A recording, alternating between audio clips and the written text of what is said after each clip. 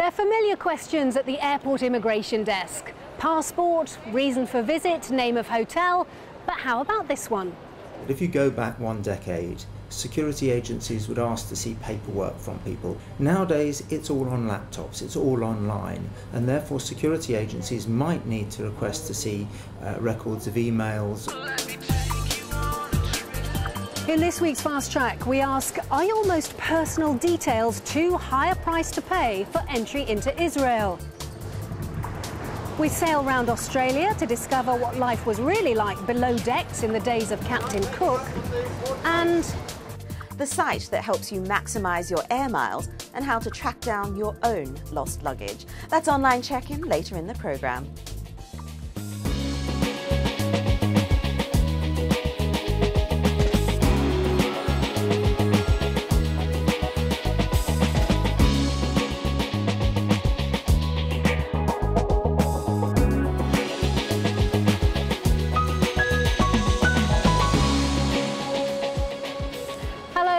Welcome to Fast Track. I'm Fiona Foster. Thank you for joining us. We're here at London's Heathrow Airport, which is expecting to see over 600,000 extra arrivals over the course of the next month for the Olympic and Paralympic Games. Behind the scenes, there's a massive logistics and security operation going on in order to process those extra visitors. In fact, airport security is something which finds itself in the headlines on a fairly regular basis.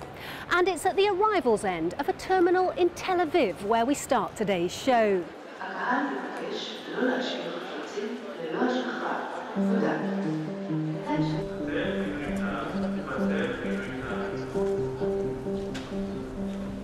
Nearly 3 million people arrived in Israel last year.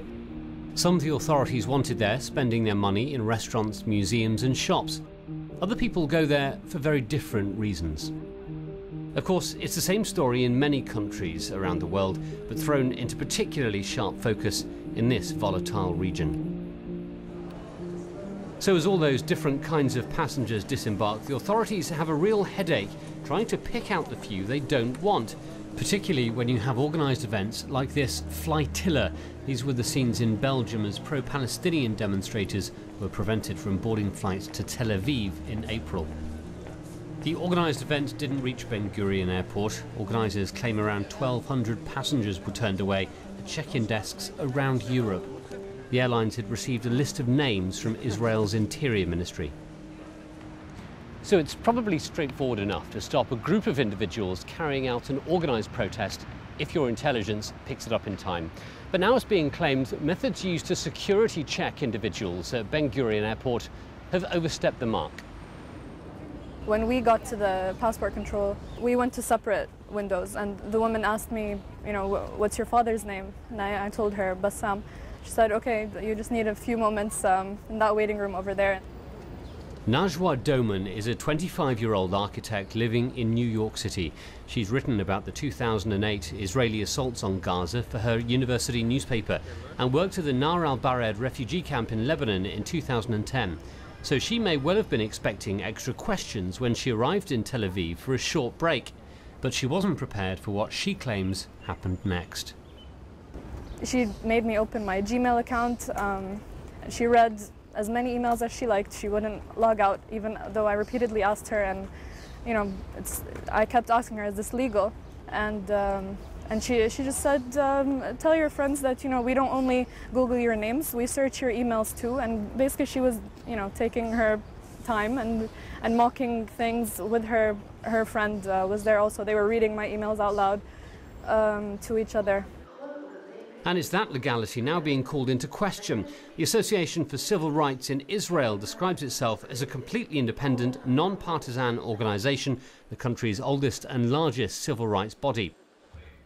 Now it's written to the country's Attorney General saying if these claims are true, there's been a violation of criminal procedure laws. Hello. Hi. The security agents at the airport certainly have no such authority, and that requiring such access to people's email accounts requires a legal order. It requires a warrant, and obviously the agents in the airport did not have such a warrant. So we've appealed to the Attorney General of the State of Israel demanding that he will intervene in the matter and make sure that in the future such illegal actions by the security officers in the airport will not be repeated. There you go, you almost got it. At Green Olive Tours, which takes tourists around parts of the West Bank, they say they've seen this all before. Frank Schlonker, a juggler in his spare time, runs Green Olive. All right, you're getting there. His website describes him as having a passion for peace and justice in Israel and Palestine. He's long been a critic of Israeli government policy. Whoop. I do hear about this quite frequently from people who come into the country. Some of our clients are detained and forced to open up their email accounts and Facebook.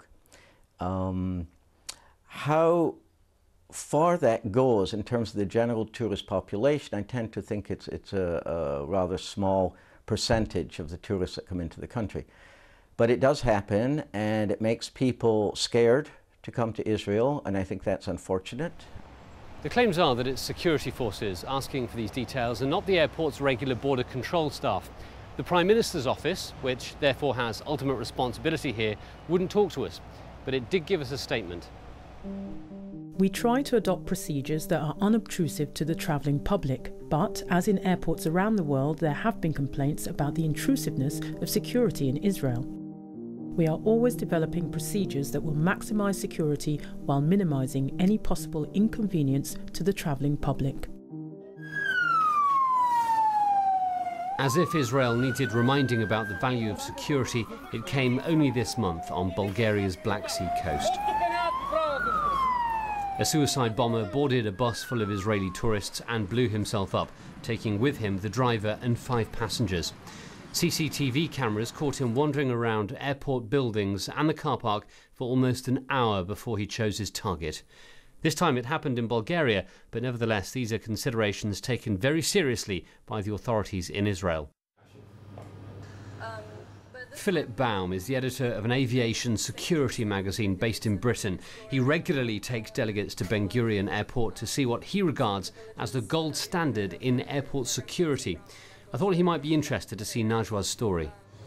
So what do you think? Well, the first thing I would say is that the stakes in that part of the world are that much higher than they are in the rest of the world, as demonstrated by the recent attack in Bulgaria. In viewing that clip where this woman says that she's visited Israel a couple of times before, and on each occasion only for a couple of days, that doesn't meet the baseline expectations of tourists coming from the United States. They tend to stay for a few weeks. So her previous travel pattern had been somewhat unusual, and yet here she was arriving yet again for another short tourist trip. The Israeli profiling system is not based on racial profiling. It is actually based on identifying the norms of behaviour of passengers, whether they're travelling for business or for pleasure or for whatever other purpose. And if she didn't meet that baseline expectation and add to that the type of places she wants to go to, then it could have raised some flags. At the moment, ACRI's complaint to the Attorney General is raising only 3 occasions of this happening, although others claim there have been many more. The Attorney General hasn't responded yet, and ACRI says it'll be following the letter up soon. Certainly, invasive and intrusive security makes the news not just in Israel, but all over the world. But for some people, having their emails read would be one step too far. Keith Wallace reporting.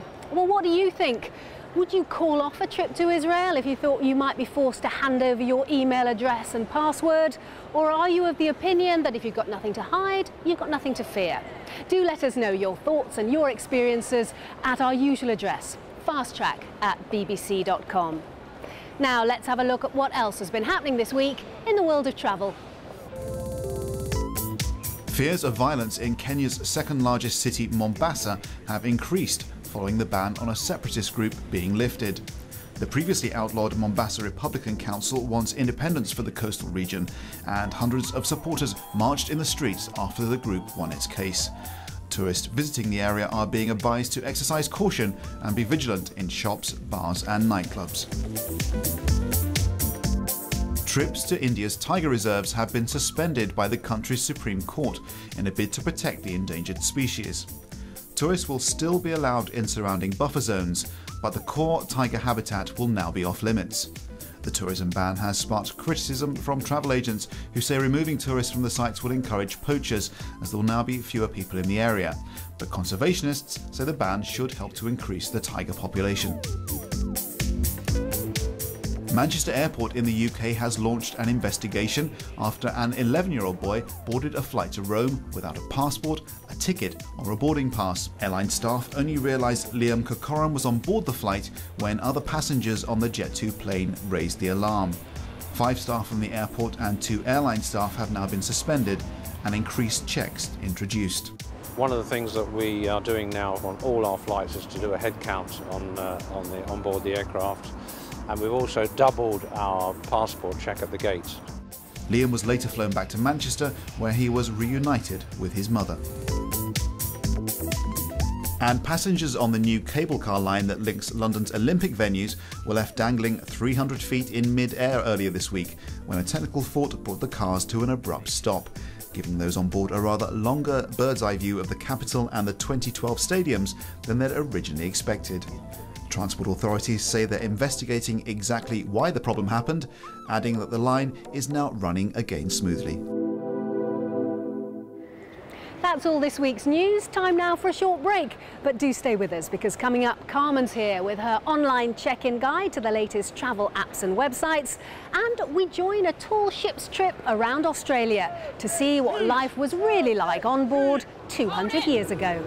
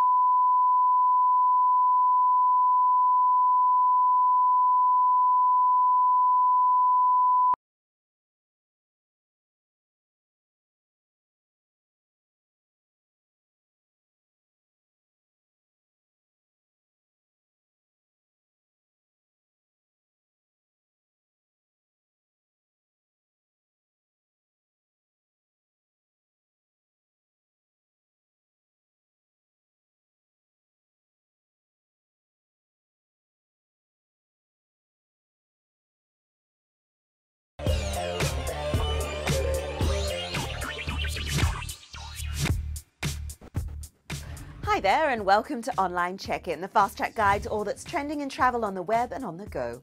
I'm Carmen Roberts. Are you looking for holiday inspiration but have no idea where to go and find the ideas on the internet totally overwhelming?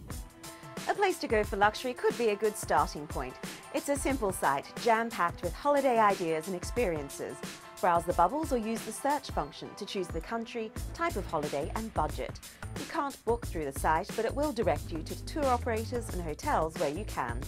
They've also branched out with places to go in Britain. Great if you're heading that way for the Olympics. Or check out places to go in December, for instance, if you have a rough idea of the time of year you want to travel. Well, once you've finally waded through all those great getaway suggestions and managed to book that dream holiday, I certainly hope your airline doesn't lose your luggage. But if it does, check out mylostbag.com. Powered by Swissport as well as CETA and World Tracer, this site has eyes on over 90% of the world's airlines.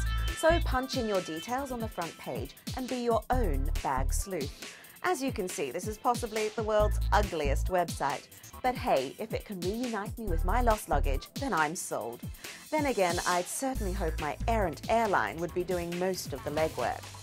Well, one way you can make sure you don't lose your luggage is to fly by private jet. Yeah, in my dreams. But it's a concept that might not be as elusive as you think. Planefinder.com is a new online charter flight broker that's free to join for both flyers and charter companies. Of course, private flights are pricey, but it does give you the flexibility and there's rarely delays or airport security lines, and you can get good discounts if your plane is full. So for instance, a flight posted last week showed a one-way trip from New York to Washington available for up to 9 passengers. It cost $2,800 or about $311 per person for a full plane. So you can at least pretend you're rich and famous, if only for a day or so. But if you're a more conventional or realistic traveller, you'll no doubt want to maximise your frequent flyer miles, get free hotel stays and discounted car rentals. But I also want to win the lotto. Well, travelhacking.org claims to help you do just that. Increase your air miles, that is. Make use of the 14-day trial to search through the travel deals and email alerts for making the most of your miles, hotel points and rental cars. There's even free tutorials on money-saving strategies for earning flight upgrades. Plus, you get 500 air miles for every friend you refer to the site. But you've got to be dedicated and spend at least half an hour a week trawling the site's deals. And it's probably not worth the $15 a month membership fee if you're not a frequent traveller. Now, one thing frequent travellers don't have time to do these days is send postcards, but it was once considered the ultimate thinking of you travel memento. Postogram allows you to bring this tradition into the digital age. This retro app converts your holiday snaps on your smartphone to actual postcards without you having to leave the comfort of your sun lounger. The postcard itself is pretty basic and it did take 2 weeks to arrive, but I guess it's better than not at all. Have you seen an app or website worth mentioning? Drop me a line. The address is fasttrack@bbc.com. Or check out our Facebook page. We're on Twitter now too, as well as Pinterest.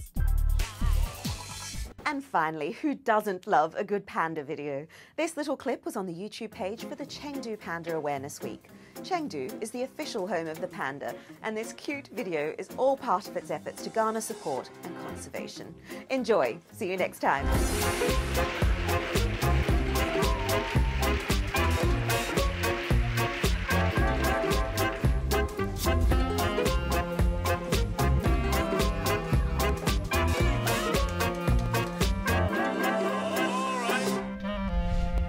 Thanks, Carmen. Now, there's something about tall ships that has an enduring appeal. Maybe it's the romantic idea of a voyage under sail, although perhaps the reality of battling the elements in cramped conditions with no Wi-Fi access is a little bit different. But if despite all that you're still keen, you'll be interested in the full-scale replica of Captain Cook's ship, the HMS Endeavour. Now, paying members of the public can get the experience of living life as an 18th century seafarer, but without the scurvy. Michelle Yanachan joined the ship for a leg of its circumnavigation of Australia. To find out more about life on board and to see what draws people to sign up for a stint at sea in cramped conditions, working round-the-clock shifts. Albany in Western Australia. Here on this striking coastline, the HMB Endeavour is docked for a few days, waiting to set sail across the Great Australian Bight. Well, behind me you can see the crew boarding now. It's a voluntary crew made up of a number of people coming from all walks of life, some who've sailed before, some who haven't. And we're all going to head on board, learn some 18th century navigation techniques on our way to South Australia. We threw off the ropes and headed out to sea. And that first day we listened to safety briefings as well as talks on the mechanics of the ship and our roles on board. I know people look at the Labrador as a masts and the yards and the spars and the rigging and all the rest. It all looks a bit complicated, but in rawness, it is a very simplistic sailing. You know the lines, you drop the sails, and you're basically sailing a 500-ton ship through the water. It's wonderful stuff. We learned a host of new sailing skills, from taking the helm to keeping watch to climbing the mast, and slipped into the rhythm of shipboard routine. 4 hours on and 4 hours off around the clock, sleeping in hammocks and eating swiftly between shifts. In between, we found time to write in our journals. Some helped prepare food for the galley. Others tried their luck at fishing or looking out for whales. We all had our personal challenges and our private highs.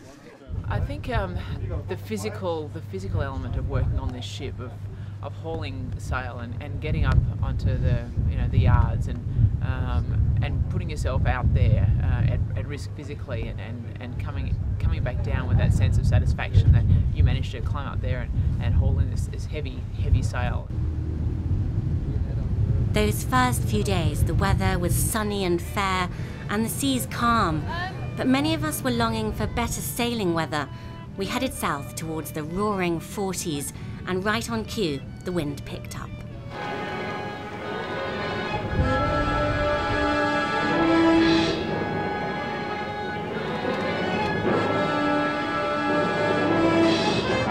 Wind is in the southerly direction, force 7, and we're doing about 7 to 9 knots depending on the swell. It became tougher to take the helm and follow a course in the heavy seas, but we all pulled together, braced against the elements, and cherishing our time under sail. There is this eternal romanticism that is connected with the sea, and being at sea under sail, particularly under square sail. On the ship's recent circumnavigation of Australia, it was consistently at near full capacity, in spite of the very simple living conditions, the hard work, and the high price tag. Joining a leg like this can cost thousands of dollars. The hardest thing I found was living so closely with so many people. When you're fatigued, you've been on watch at all hours during the night, you couldn't get to sleep. It gets hard to continue, but all you have to do is just smile and the sun shines again, and then you find yourself in a beautiful place. Well, after 2 weeks at sea, crossing the Great Australian Bight, and over 1,300 nautical miles, we've arrived in Port Lincoln in South Australia.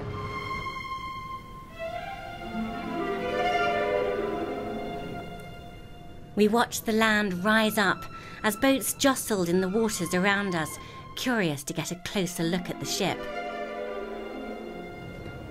It had been an exhilarating journey, and it became clear why this kind of sailing has become so popular.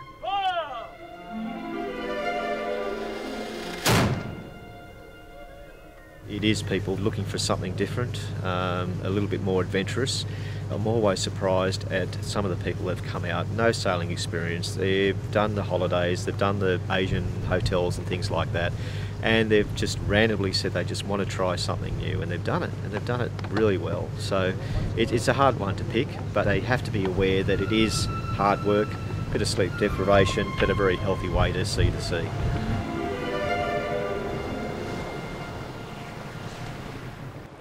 Michelle Yanachan, enjoying, or should it be enduring, a life on the ocean wave? Well, that's it for this week. Thank you for joining us on our travels. Next week we'll be in Jamaica, which is marking 50 years of independence. And we'll be finding out why not everyone in the tourist industry there is celebrating. But if you're bitten by the travel bug between now and then, don't forget you can check us out online. bbc.com/fasttrack is where you'll find us. Until next time though, if you're heading off somewhere, have a great trip. Bye-bye.